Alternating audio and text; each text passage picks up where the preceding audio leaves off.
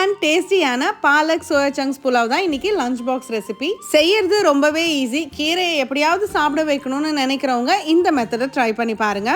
நான் பாஸ்மதி அரிசியில செஞ்சிருக்கேன். நீங்க நார்மல் பொன்னி ரைஸ்ல கூட செஞ்சுக்கலாம். எப்படி பண்றதுன்னு பார்த்துடலாமா?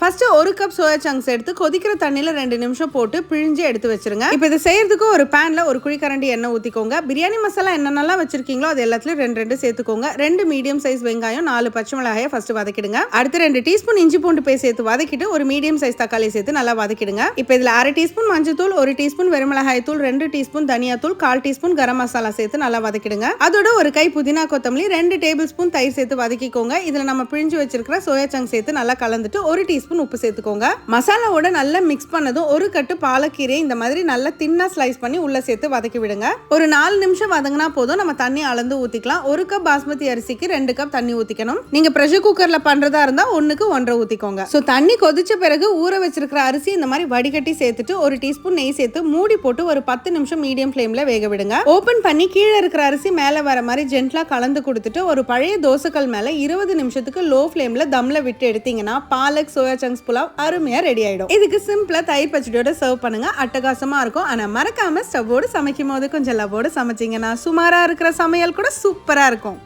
எப்படி?